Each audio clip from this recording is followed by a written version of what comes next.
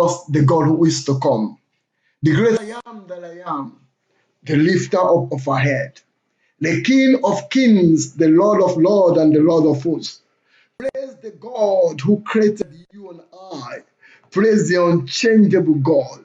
Praise the maker of the universe, the God of the spirit of flesh. Our Father, your Father, my Father, the creator of all the earth and the fullness thereof.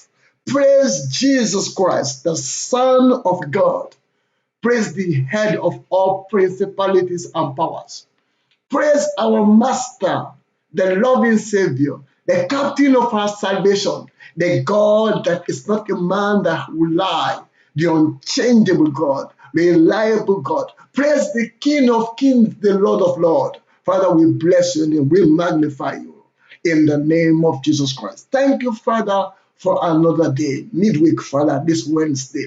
Thank you for preserving our lives. Thank you for battles you are fighting for us, seen and unseen. Thank you for frustrating the devices of the enemy. Thank you, Father, for breaking to pieces every satanic association or gathering against us, against our nations. Thank you for lifting up the embargo, the siege against our nations. Thank you for putting an end to this coronavirus all over the world. Thank you for sending your word to the sick in their hospitals, healing them of all their sicknesses and diseases. Thank you for bringing back to life those who are on ventilators and the doctor says they will not recover. Thank you for even raising the dead to life because you can have the power to raise the dead to life. Thank you for the massive flow of the healing and writing in our cities, in our nations, and everywhere in the world. Thank you for bringing peace and joy in our world again. Thank you for families. Thank you for our young children, our teenagers, and our youths. Thank you for giving them fulfillment and joy at this time. Thank you, Father, for giving them the grace to be able to be calm at this time when they can't go out and they are getting restless. Thank you, Father, for giving them more grace. Thank you, Father, for families, Father. Thank you for broken homes that you're going to send your word that brokenness will be taken away this time. Thank you for bringing peace to families, joy to families. Thank you for lifting up every family that is down now. Oh, thank you for saving that man that is here to know you as Lord and Savior. Father, we thank you. Loving Savior, we thank you. Thank you, Father, for wisdom to our leaders, the leaders of our nation. Thank you for our Prime Minister who announced the birth of the baby boy today. Father, thank you for Boris Johnson and the wife. Thank you for the partner, Boris Johnson, the partner. Thank you so much, Father, for their lives, Father. We thank you, Father, for our nation, United Kingdom. We thank you for the nations of the world. Thank you for peace all over the world. Lord, we thank you. We say thank you. In Jesus' name, amen. Amen. Before we go, we normally always pray for our friends who are Muslims who are fasting in this month of Ramadan. And I said last time, you asked why does he have so much passion for Muslims? Because I was a Muslim. Okay, the Muslims, some of them, majority of them are kind-hearted people. People who will give what they call zakat, kind-hearted, a lot of them. And when you become a Christian and you see that a kind-hearted man or a woman, that is, some of them can be so nice, and that kind-hearted and good person, according to the Bible, because he does not know Christ, because he or she does not know Christ, the Bible says he will end up not making heaven. So you will love praying for such situations. So look at the Bible. The Bible will refer to a man in Acts chapter 10. They said this guy was a devout man. It says there was a certain man in Caesarea called Cornelius, a centurion of what was called the Italian regiment. A devout man, who feared God with all his household, who gave alms generously to the people and prayed to God always. This describes a lot of Muslims, and this described me when I was a Muslim. But listen further. And about the ninth hour of the day, he saw clearly in the vision an angel of God coming in and saying to him, Cornelius. When he observed him, he was afraid and said, what is it, Lord? So he said, your prayers and your alms have come up for a memorial before God. Now send men to Joppa and send for Simon, whose name is Peter. In other words, Cornelius, you have been praying, you have been giving alms, but this you are doing are religious activities. They are not going to get you into heaven. So I want to help you. Send for my son, my preacher, Peter, so that he can come and show you the way. So let's pray that in the name of Jesus Christ, all our Muslim friends all over the world, they will have an angelic encounter. An angel they will have an encounter with an angel. God will send someone their way. Someone their way. Their own Peter will be sent to them in the name of Jesus. As God sent Cornelius, God sent Peter to Cornelius. As God sent Peter to Cornelius, God will send their own Peter to them. God sent me my own Peter in the form of a pastor from Nigeria who came into the UK and preached, and I got saved. And that pastor too was a Muslim. God sent his own Peter. So God will send your own Peter to you. God will send an angel to you as a Muslim. God will open your inner man. Every power that is laying claim to your soul is bound, and you will know the Lord. Every one of our Muslim friends and brothers will be heaven bound in Jesus' name. Amen. And for all our unsaved loved ones, we pray that God will send a word to them and save them.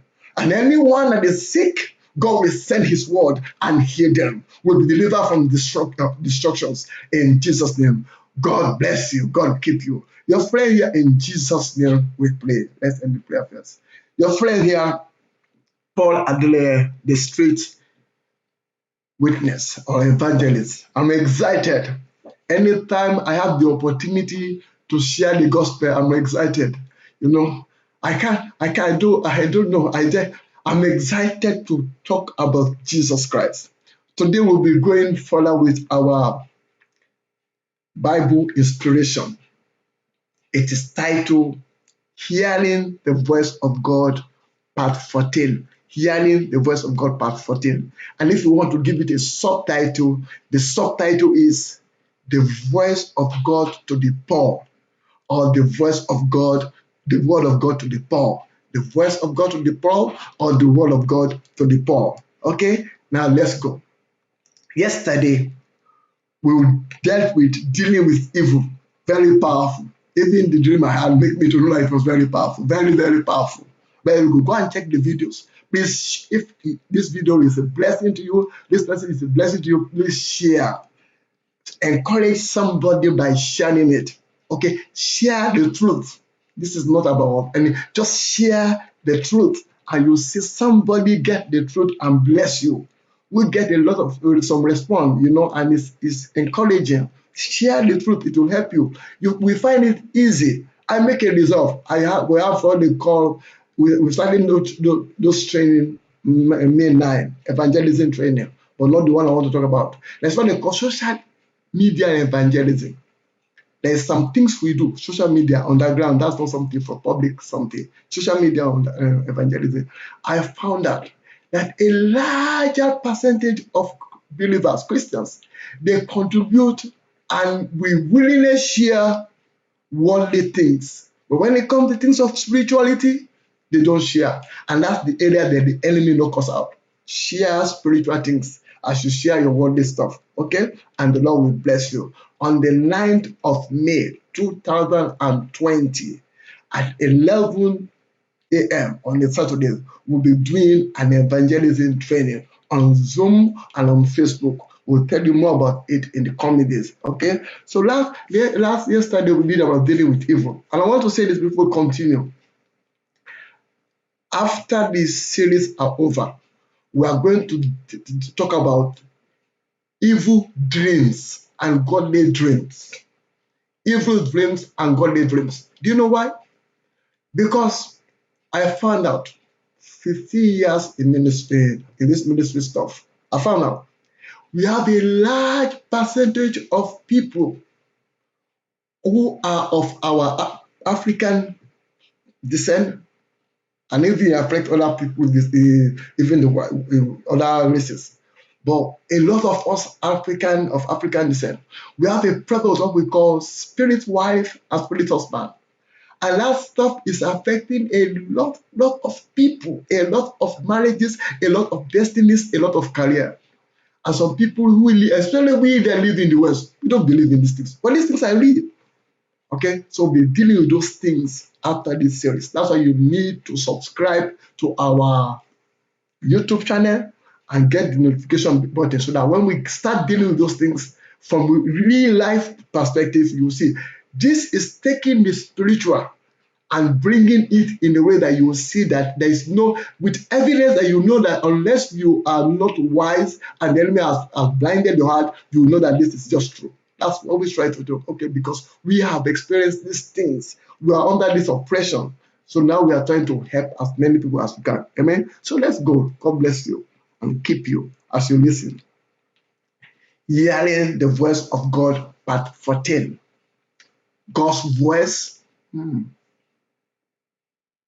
Thank you, Holy Spirit. Thank you, Holy Spirit. Some of us have been going through a lot of battles, challenges, and it's unexplained. Hear me and hear me clearly. The Lord laid upon my heart. I saw something that I'm not going to that. He laid upon my heart to tell you that He will appear in our battles as the man of war. I said again, the Lord laid upon my heart that a lot of us that will be coming in color with this video, we are going through some unexplained battles and challenges. He said He will appear and fight for us as a man of war. The scripture that came to my heart is Exodus 14:14. You hold your peace, no matter the battle you are going through, and the Lord is going to fight as a man of war. Okay, God bless you. So let's go. Hearing the voice of God, part 14. Hearing the voice of God, part 14. Subtitle, The Voice of God to the Poor. Let me start with the scripture. This is going to bless you. 2 Corinthians 8:9. For you know the grace of our Lord Jesus Christ, that though He was rich, yet for your sake He became poor, that you and myself, through His poverty, might become rich. Powerful information. 3 John 2. 3 John 2. 3 John chapter 1, verse 2. Beloved, I pray that you may prosper in all things and be in health, just as your soul prospers. 3 John 2. Philippians 4:19. Philippians 4:19. Philippians 4:19. Now, it's a common scripture that you and I know. And my God shall supply all your need and my need, according to His riches in glory by Christ Jesus. These are scriptures, just few of them, that has to do with prosperity and blessing and riches.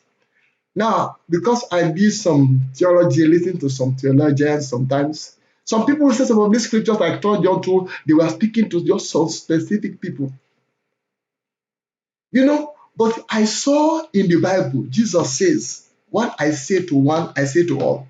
So everything you see in the Bible, you know that I have told you that the Bible is Jesus speaking to you. All scriptures are God breathed. They came by inspiration given to men. So the Holy Spirit used men to write these scriptures. So anything I see in the Bible that is like 3 John 2, beloved, I pray, I will claim it because it's also talking to me. Okay? So that's just to help. So these are some scriptures on prosperity. If you have been battling with poverty, God wants to help you. There are things that indicate poverty. I'm starting this thing from It's an angle that perhaps some of you may not even understand, but I will explain why I'm starting this way. I'm starting from the spiritual aspect of it. If you are battling with poverty, if you are having challenges with poverty, help is coming your way right now in Jesus' name.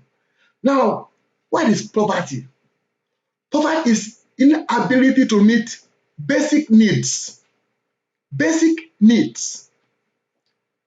Apart from that, poverty also means you have a master's degree, MA, let's say the list MA, and you're working as a cleaner. That's poverty.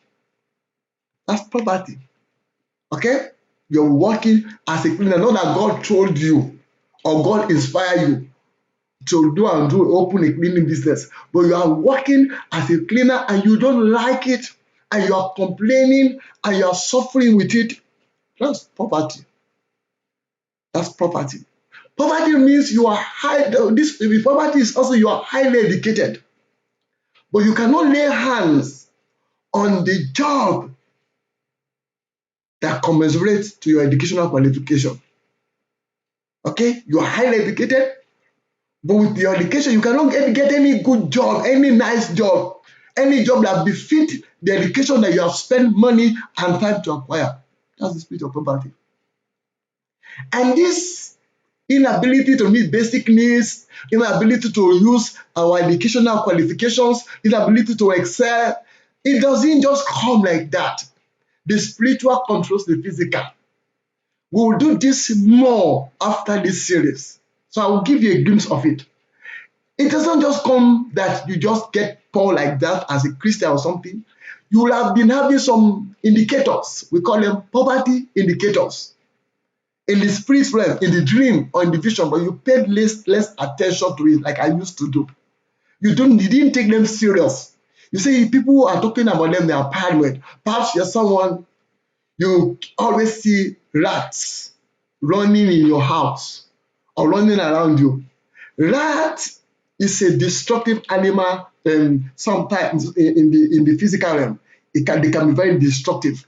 Tear paper, tear this thing. Some of them even cause Lassa fever and some other things. So it's not, I don't see except the white rat or some people that use some pets. But I don't see anybody that will desire to come and put rats in his or house and live with rats. So in the dream, you see those rats moving about your house and you ignore it. We call it poverty indicators, because rats is destructive.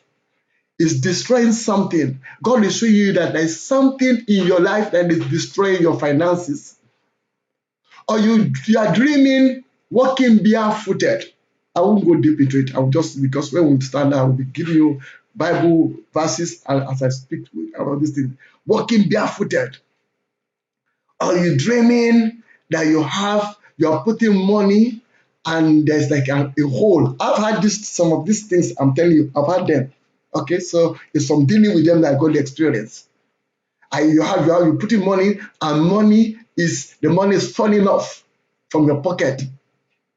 Or you are having money and somebody comes and snatch it from you, or you're experiencing robbery, or they're stealing something from you in the dream and you're taking it as a joke. I want to stir you up as we continue this. There was a time in my life I tried to pray as God gave me the grace. I tried to fast. That is, it can become nature now as God gave me the grace. Okay? Try to fast. But I do all these things, then I don't see, even people I help want to turn against and begin to cause problem. I'm not a troublemaker, I don't like trouble. But people just want to cause problem. People, like everything is just blocked or whatever. Nobody want to help or anything. And I told myself, I will never one day ask man to help me financially for personal needs. You can help church, that's God bless you. But me ask a man for no, I have a God. No, I have a God. So I told myself, but so the enemy make it difficult. Listen carefully. Then one day I had a dream. Somebody was coming to see me, to bless me in the dream. But in front of my house, there was a lady standing. That lady, when the people are coming, she drives them. When the people come, they will go on to get, as they get close to the door, she will come and drive them. God opened my eyes to see in the spirit what was happening. Somebody has been stationed in front of my house in the dream. The spiritual controls the physical. I had the vision. Thank God. Anyway, we'll do more of this later. So let me leave it like that. So poverty is not God's will for us at all. At all. From those scriptures. At all. It says Christ took our poverty. He said, you know the grace of the Lord Jesus Christ. That though he was poor, though he was rich, rather, he became poor. That I, through his poverty, might become rich. So it means simply Christ took my poverty. So why am I poor? Why is poverty challenging Christians? Why is poverty challenging the body of Christ? Why? I gave you some indicators aside from that end. Yesterday, if you are following what I do or what we do, I told you that a man called Sun Tzu said, you may know how to conquer without being able to conquer, without being able to do it. You may know, but you might not be able to do it. You will have all the scriptures, all the information to conquer poverty, yet some of us are unable to do it. Why? Joshua 1:8 says, Joshua 1:8, he said, this book of the law should not depart from you.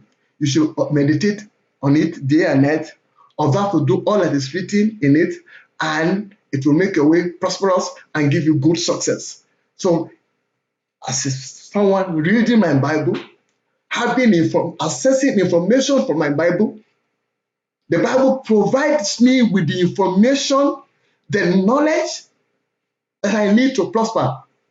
I've just given you 2 Corinthians 8:9. 2 Corinthians 8:9. Say, Christ took my poverty so that I can be rich. So now, I have the information, I have the knowledge, but why am I unable to break through and prosper? I will give you why. Luke 5:4-8. I'm going to look at something. This is mystery. This is good stuff coming from the Spirit of the Lord. I am just seated here as a vessel that God is using. So we thank God for the informations that are coming, the spiritual insight coming. Okay, let's see the Bible. Luke 5:4-8. When he had stopped speaking, he said to Simon, launch out into the deep and let down your nets for a catch. So Simon answered and said to him, Master, we have toiled all night and caught nothing. Nevertheless, at your word, I will let down the net. The command was, launch into the deep and let down the nets for a catch. Net with an S. The response was, I will let down the net. And when they have done this, they caught a great number of fish and their net was breaking. Let's stop it here.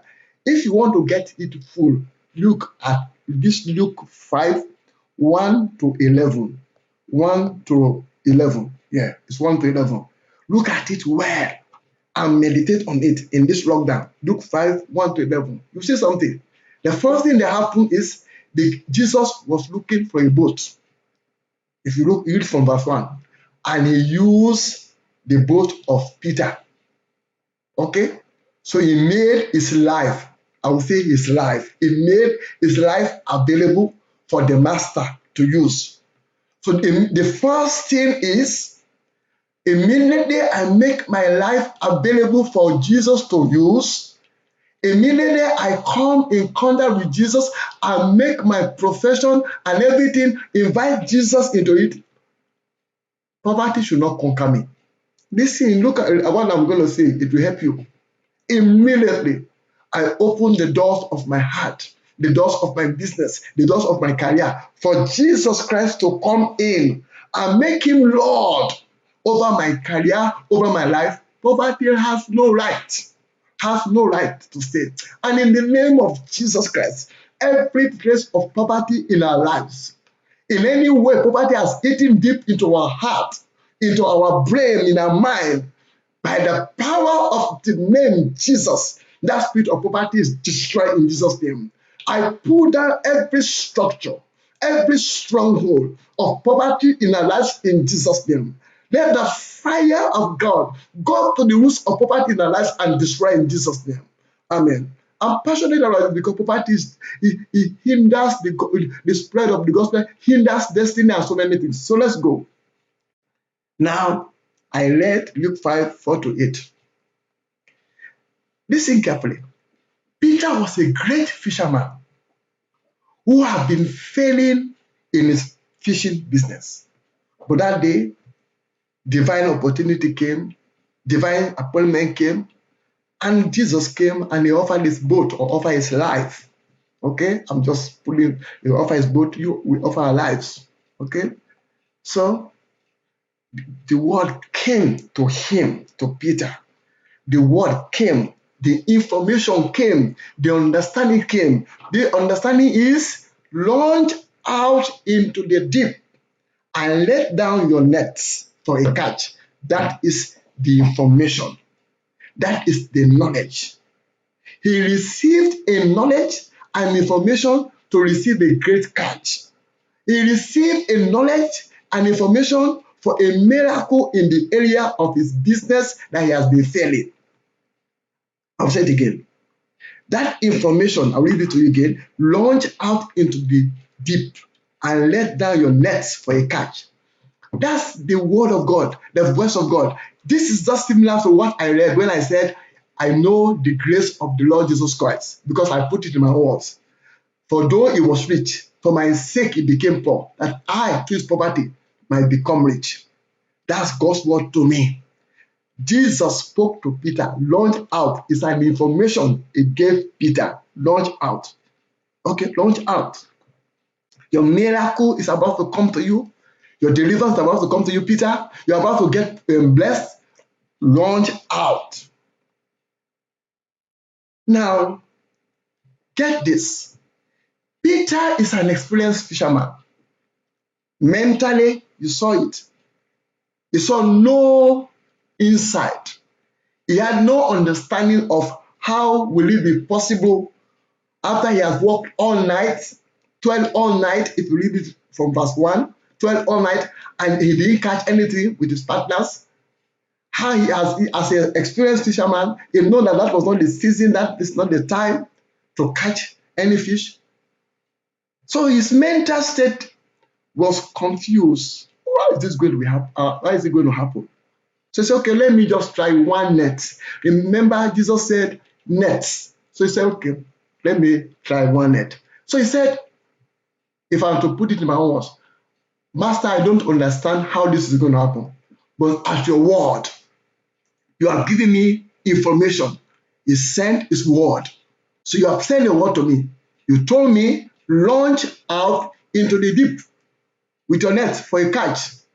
Though I don't understand it, I'm going to try it with one net. So he put one net. He put one net. And the Bible says he received a net-breaking catch. He had a choice to conquer poverty. The information came forth. He needed the ability to conquer poverty. That ability is his faith. The faith is he obeyed. He said, at your word. I don't understand this, but at your word, I am going to do this, though it doesn't make sense. So he used one net instead of nets. And he saw the results. He got a net-breaking catch. Jesus did not take the net for Peter and put it in the sea to throw the net for him. No. Jesus just spoke the word. Jesus just spoke the word. Excuse me. He did not take the net for Peter and throw it. He just commanded. He spoke and it was done. He commanded and it's too fast. When this finished today, you see why some of us are still struggling with poverty. Why some of us are still struggling with poverty. You see. Now, how does this apply to me? How does it apply to you? This Peter's case. Remember, the word came to him. Launch out into the deep. Launch your nets. He did not understand it. His mental state cannot process it. But he said, I will give you at your word. I will obey your word. I will try one net. He didn't put it there. It's not in the Bible. But the Bible says, he said, I will cast net, not nets. So he cast one net instead of nets. He got what his faith can give him. That's what his faith can give him. God says, Jesus says, net. His faith, his own faith says he applied his faith and he cast one net. Until he applied his faith, though he had the information, he would not have caught anything. And how does it apply to me? I read to you 2 Corinthians 8:9. I'm going to read it to you again to fire your mind up so that you can be angry with poverty, so that you can resist it.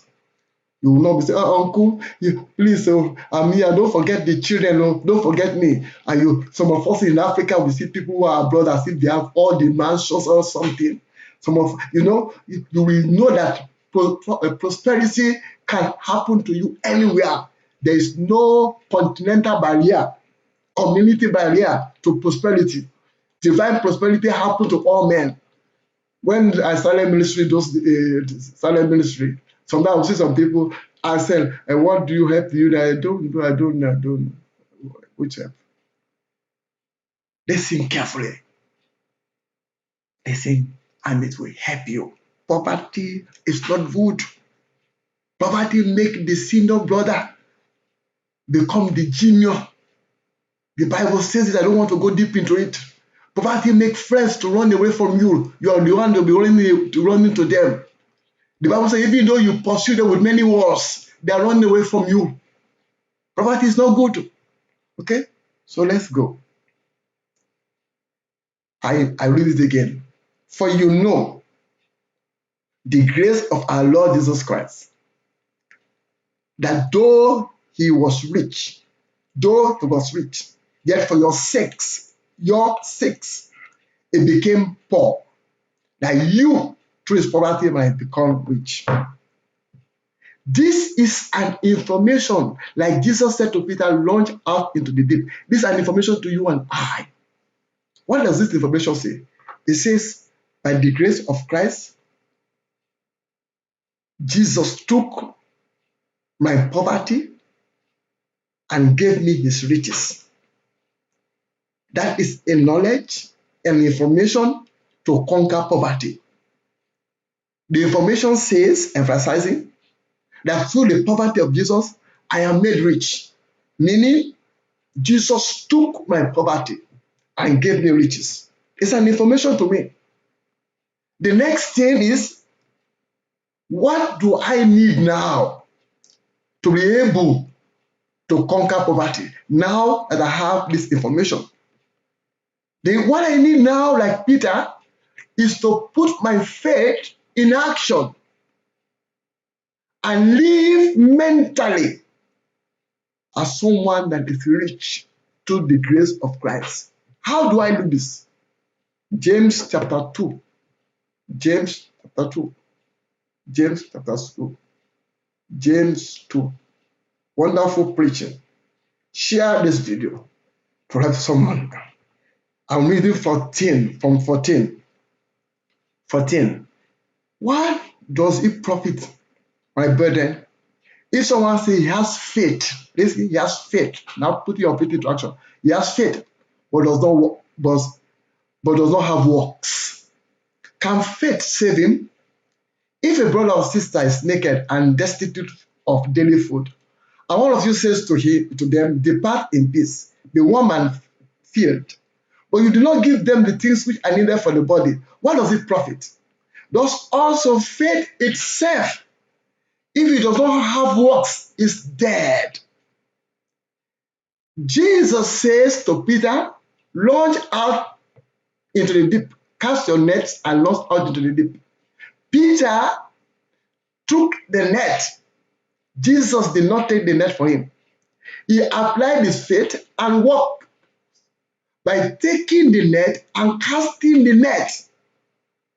But someone will say, you have faith and I have works. Show me your faith without your works, and I will show you my faith by my works. I will show you what? My faith by my works. I left the job as a practice manager in January 2008. I have then 2 children, or I think under 5. 2008, 5 and 5 and 3. Then I was not a pastor, so you don't say tithe and offering. I was doing street evangelism. Street evangelism. I don't think there's anybody that will say, I went to ask him for money to buy food. Then I will send text for TV ministry, because that was what I was concerned about. TV ministry. To help people support the TV ministry. But for food, clothing, all those things, me, never.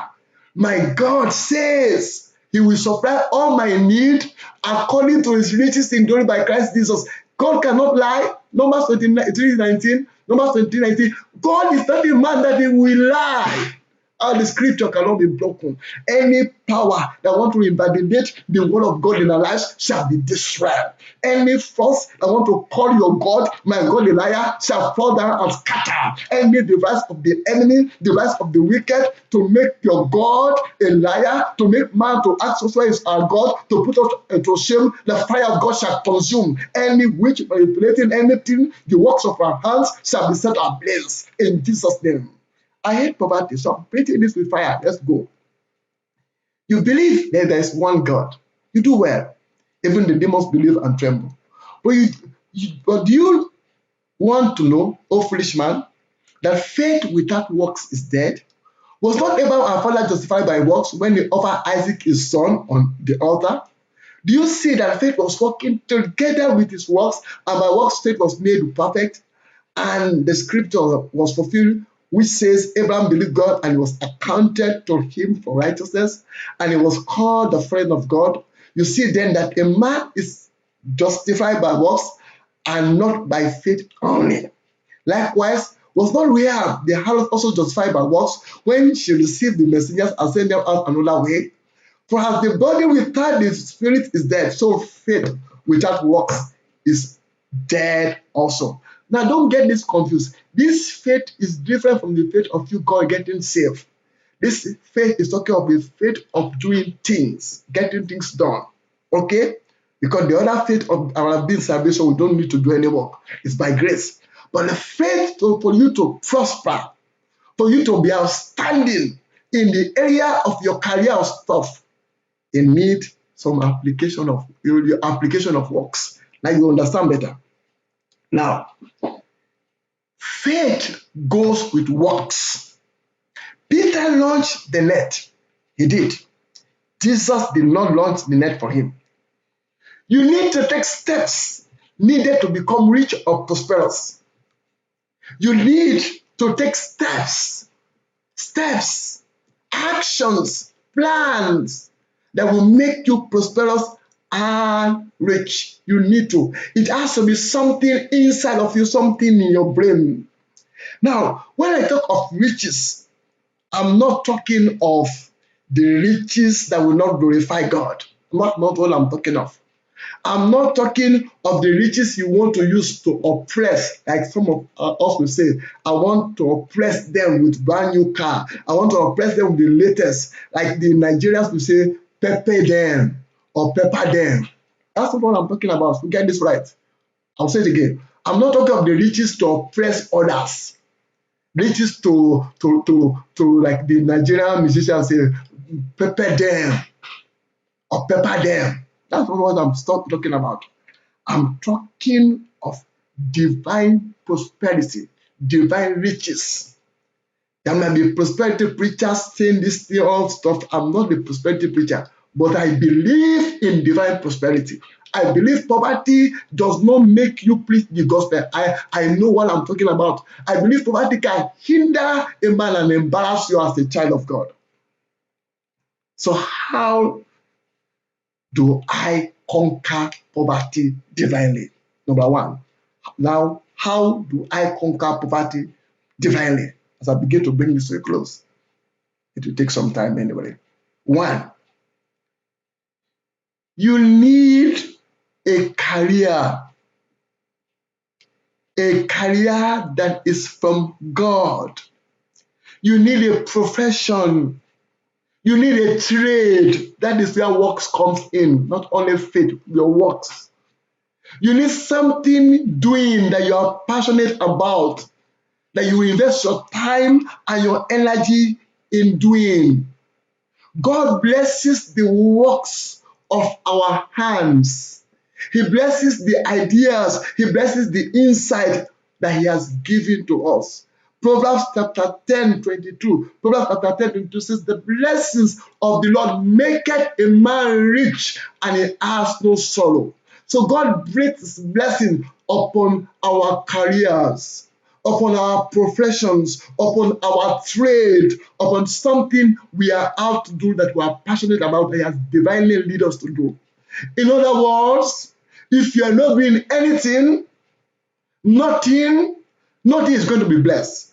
Take the Bible, begin to read it from now till the lockdown is ended, and start taking steps without applying, taking some steps. Like for instance, you are looking for a job.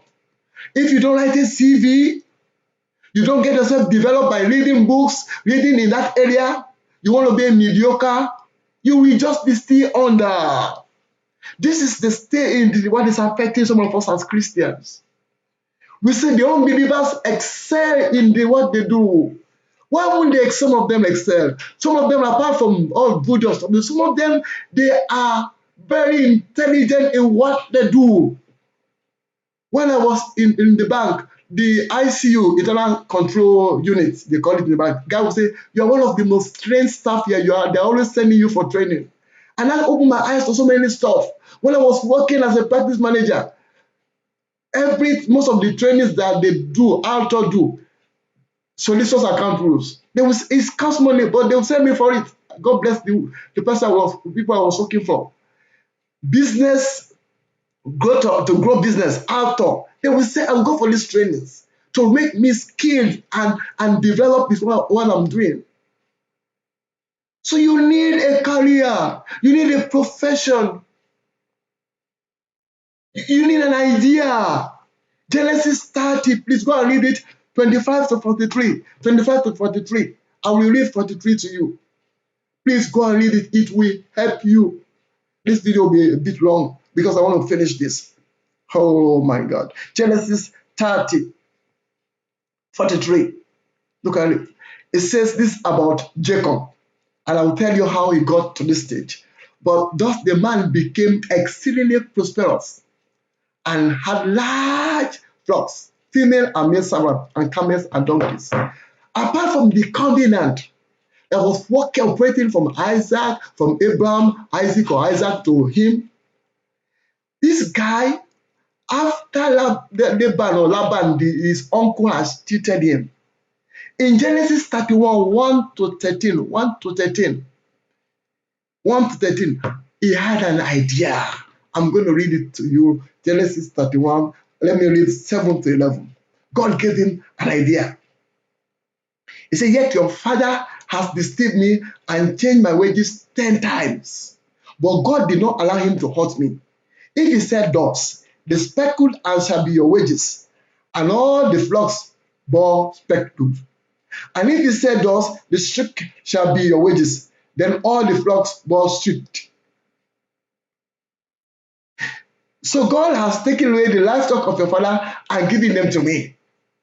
And it happened at the time when the flocks conceived, I lifted my eyes and saw in a dream. And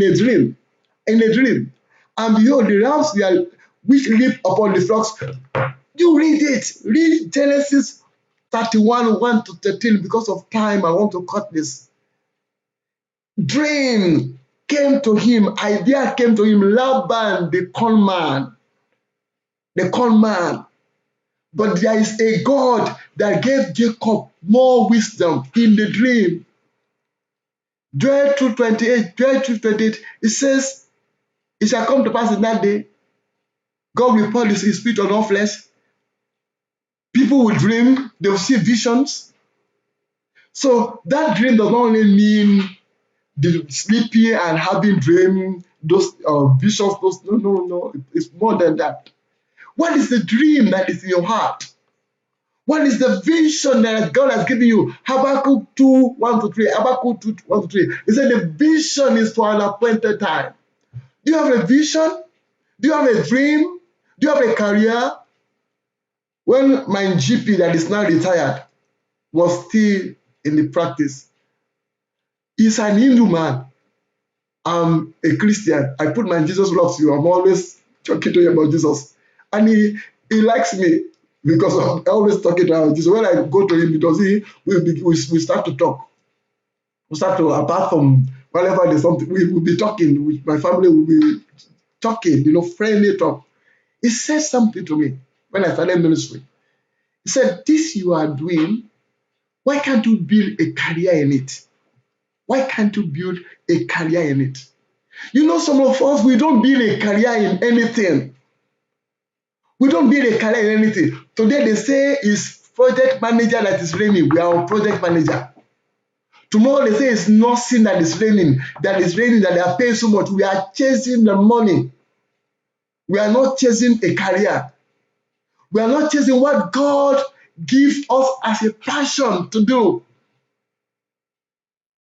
What God gives us as a passion. So we are not divinely walking in line with God's will for our lives. And we want God to prosper us. How is it going to happen? We want to be rich. Some people are in poverty, they don't even know. Because after paying the bills, they don't have any money left anymore. They don't have any saving left. Poverty, that's poverty. And because some of us we live in the West, we have higher purchased car, higher purchased chairs, higher purchased refrigerator, freezer. We live a false and a fake life. People come to our houses and everything look shining and they think we are blessed. But all these things are higher purchased. Look at the lockdown now. If you are living from hand to mouth, like we say it in Africa, what happens? What happens? You build a career in what you have passion for, the dream in your heart. Live for the dream as an African man. That's an area that we need to talk about. Live for a dream. Live for a vision. Don't live for money. Live for a vision. The vision, the dream brings money. You'll find out. Number 2, the next one. Your riches or your money is in the mouth of a fish. Matthew 17:27. Your riches or your money is in the mouth of a fish. What does that mean? I give you. What does it mean? Meaning your riches, your wealth, my riches, my wealth is located where? Somewhere. Where is that? My career. My career. It is your career that fish out the money, your wealth. Go and read Matthew 17:27. Jesus and Peter were to pay tax. Jesus called Peter. Mystery is coming to you now. Share this video. Jesus called Peter. He said, go to the sea. Cast in on the hook or whatever it is. And let me read it to you. Exactly what the Bible says. So you see a mystery and be fired up. Matthew 17:27. Listen. It says, nevertheless, lest we offend them, go to the sea, cast in a hook, and take the fish that comes out of first. And when you have opened his mouth, you'll find a piece of money. Take that and give it to them for me and you. Money in the mouth of a fish. And he sent Peter, go to the sea. You know what that means? I tell you. Why didn't he tell Peter, go to the road? You see the money lying on the floor. And you just take the money from the floor. Why didn't he say, Peter, just look back He has the power to do it. There's money behind you. Just take it and give it to them. He said, go to the sea. You are a fisherman. That's your career. That's your career. Go use your career to get the fish. That's what you have been doing. That's what you know. Your money, there's a money in the mouth of the fish. It means your career leads you to your wealth. Your career, your passion leads you to your prosperity. That's the meaning of that from the inspiration I have. Use your career, the work of your hands, to locate where your wealth is. Our career, our passion connects us to our wealth. You will stay there reading scripture. If you don't put it to action, you don't do something, you don't take action, you just be sitting there. Use your career. You see some pastors in this lockdown, one of our pastors, 7 p.m. he has been on prayer, 7 p.m. Since this thing started, 7 p.m. Regularly prayer, 7 p.m. And you now see that type of pastor driving a nice car, living a nice life, and you are complaining, says collecting tithe and offering. Somebody that is passionately putting his life, you think it's easy into something. I've been doing this every day, apart from weekends. And many people are there doing their stuff, putting passion in what God has called them to do. You wake up on Facebook, you sleep on Facebook, wake up on YouTube. Now it's even good when you do YouTube, the films, they come by themselves. So you watch 20 or 50 films, and you see people shining and say, they're these pastors, these people. Have you not seen Ronaldo?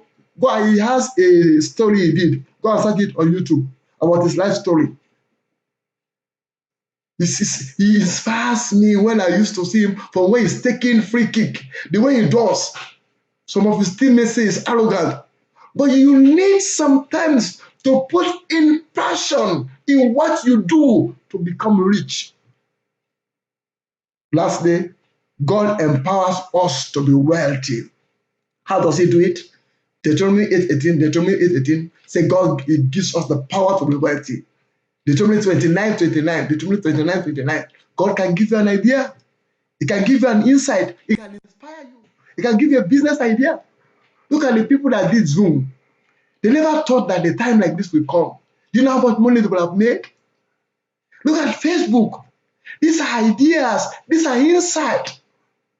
WordPress. Idea. I'm preaching to you now because God gave me, and He just told me and said, go into ministry. I didn't call you to be a banker. You were not created to be a banker. And I was doing well. You're not created to be a practice manager. And I was doing well.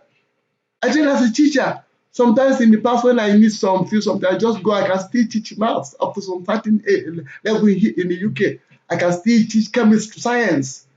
But that's not what God called me to do. God called me to be a preacher. And so I'm building up a career as a preacher. And when you see God begin to bless, you say, oh, it's tight, it's up. No. This lockdown, as I begin to round up, I want you to know it's not God's will for you to be poor. It's not God's will. And I have said it. When I say riches, I'm not talking of extravagance. I'm not talking of, like I said it, I say pepper them or pepper them. No, that's not what I'm talking about, like the Nigerians will sing. That's not what I'm talking about. I'm not talking of oppressing people. Basic necessities of life. Food, clothing, good house, good car. Basic things of life. There's car. It's a necessity. You need it. You need a car. Don't allow the enemy to take that off. You need this. Some people say, what of the road tax? What of the road tax? What of the petrol? You can't use a Jeep. The petrol is too expensive. Poverty. The Lord keep you. I have no time to give testimonies. I have them, but perhaps I'll do them tomorrow. But I have no time to prolong this. I want to just pray that the Lord will keep you The Lord will bless you, and the Lord will give us more insight. I bind the spirit of poverty over our lives. Together we'll all become successful and prosperous in the name of Jesus Christ. If you have not given your life for Christ, the first step to conquer poverty is confessing Jesus as Lord and Savior. So right now, if you say for me, Lord Jesus, I confess you as Lord and Savior, come into my life. You are saved. Look for a Bible-believing church. Otherwise, go to our website and we have now put our phone number and get in touch with us. The Lord bless you. The Lord keep you. You do enjoy yourself. Never mind what is going on in the world, it shall soon be over. God bless you. Enjoy yourself. Take it easy. Your friend, your brother, the street evangelist, Paul Adelaire. God bless you. Goodbye.